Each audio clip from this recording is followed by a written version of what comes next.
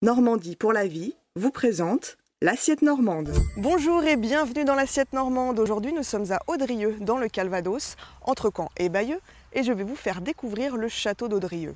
Ce château du XVIIIe siècle, classé monument historique, dispose d'un parc de 20 hectares avec jardin anglais, potager et arbres fruitiers. L'intérieur est un ravissement où dessins d'époque et couleurs se marient parfaitement avec le confort moderne du XXIe siècle. Vous êtes prêts? Alors suivez-moi, c'est par ici.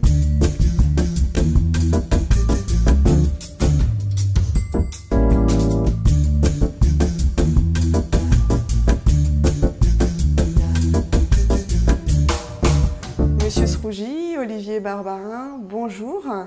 Merci de nous accueillir aujourd'hui au château d'Audrieux. Bienvenue. Bienvenue. Monsieur Srougy, vous êtes le directeur du château. Vous êtes américain, originaire de Floride. Est-ce que vous pouvez nous expliquer comment vous avez repris les rênes du château? Il faut dire que c'était une chance que j'ai eue avec la propriétaire, qui est Madame Martel Massignac, qui m'ont contacté il y a 2 ans. Après une vingtaine d'années à Paris, dans l'hôtellerie luxe, les palaces et le 5 étoiles, j'ai eu le privilège de venir ici pour l'amour de cet endroit magnifique qui est un monument historique. C'est un château qui appartenait dans l'histoire à Guillaume le Conquérant. Alors il y a beaucoup d'histoires magnifiques de cette région qui est la Normandie.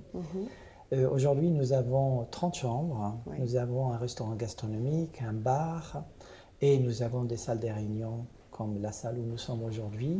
Nous avons un spa, et nous avons ajouté cette année une cabane perchée qui est Luxury Tree House. Et nous avons 25 hectares de parcs et de jardins magnifiques. Alors, quel est l'esprit de la maison? C'est le raffinement, l'élégance, et l'expérience qu'on trouve ici, mais pas ailleurs. On est sur du très haut de gamme.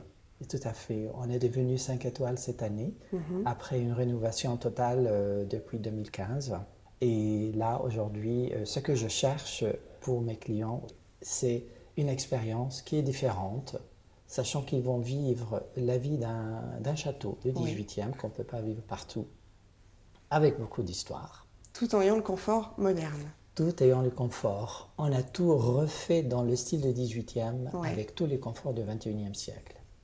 Merci beaucoup, Monsieur Srougy. Un plaisir. Alors, vous avez évoqué le restaurant. Vous, Olivier, vous êtes le chef de la maison. Comment est-ce que vous concevez l'art de la table au château d'Audrieux? On est dans un château du XVIIIe siècle, niché au milieu de la Normandie, dans un petit écrin qui est absolument exceptionnel. Donc je pense qu'il faut respecter ça.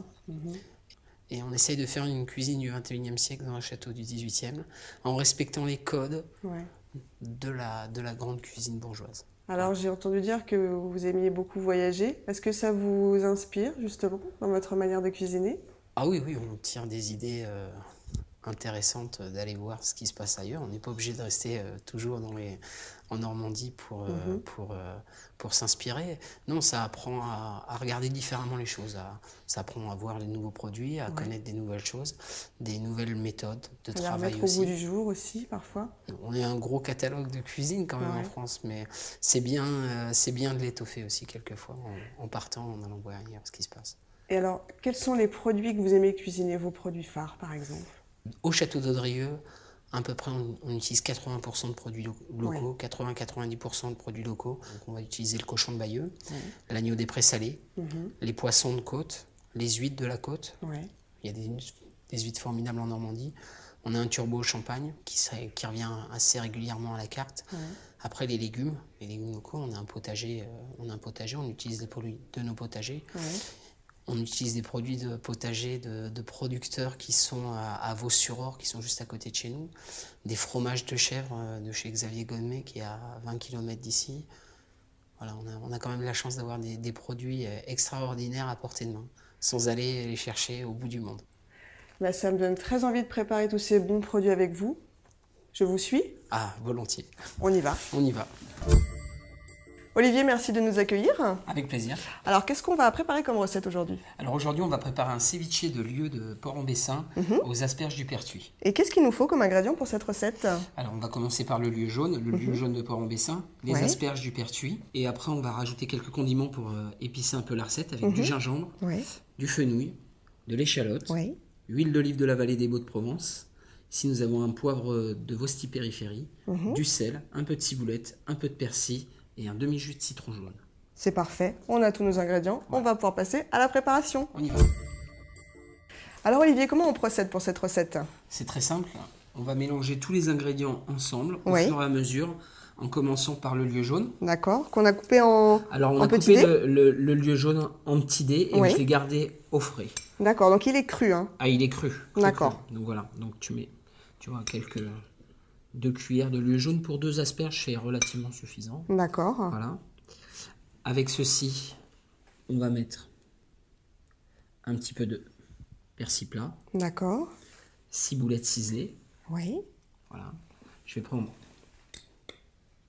une petite cuillère de fenouil, une cuillère comme ça d'échalote. Un petit peu de chaque assaisonnement en fait. Voilà. hein. Un petit peu de gingembre. Oui. Je mélange pas le sel, le poivre tout de suite. Ce sera D'accord. toujours en dernier. Voilà. Une cuillère d'huile d'olive. Comme ça. Et je termine par le poivre, Une pincée de sel. une pincée de sel. On regoutera après. Et Le jus de juste citron vert. le jus de citron vert. Voilà. Et après, On mélange le tout. on mélange le tout. Et ça va servir. Alors, est-ce qu'on laisse se poser au frais? Comment ça se passe? Alors, c'est mieux de le laisser quelques minutes au frais. Je Oui. dirais 10 minutes au frais. Mais il ne faut pas trop laisser au frais parce qu'après, le citron va cuire le poisson, la chair du D'accord. poisson. Et ça se mange quand même assez frais. Donc, tu vois, tu mélanges comme ça. Et la préparation est terminée. Eh bien, c'est parfait. On a pu assaisonner notre lieu jaune. On va pouvoir passer au dressage. En amont. Alors, Olivier, comment on procède pour ce dressage? Alors c'est très simple. J'ai mis un petit peu d'huile d'olive sur mes pointes d'asperges que Oui. j'ai creusées. D'accord. On peut le voir.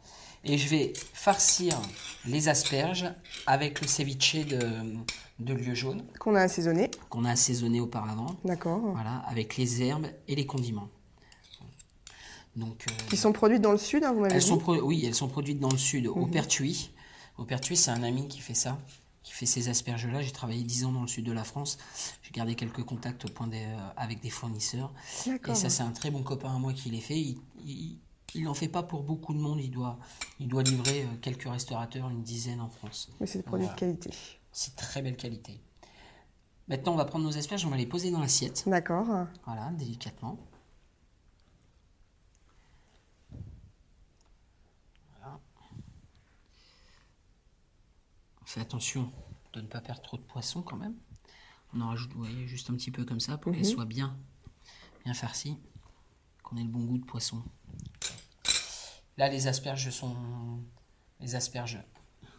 Là, elles sont prêtes. elles sont prêtes. On enlève ça. On rajoute une petite crème d'asperge On va rajouter une petite pointe de crème d'asperge. pour la décoration. Voilà, tout à fait.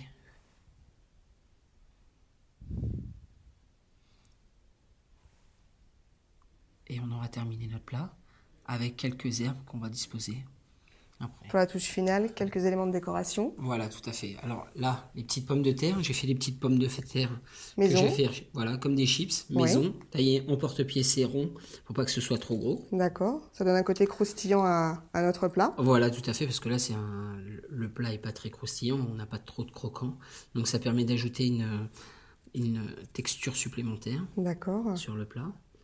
Voilà, et on va terminer par quelques herbes du jardin avec un petit pourpier. D'accord. Voilà, une petite fleur de Clayton de Cuba. On va mettre une petite pousse de petits pois. Donc c'est vraiment le plat du jardin, hein. Voilà, tout à fait. Du jardin du château. Et c'est terminé. Alors qu'est-ce qu'on peut boire avec ce plat? Avec ce plat-là, moi je conseillerais un vin blanc de la vallée de Loire qui se marie très bien avec le poisson cru, l'asperge verte. Merci beaucoup Olivier. Merci à vous. Alors quant à nous, on se retrouve prochainement pour une nouvelle émission de l'Assiette Normande. À bientôt.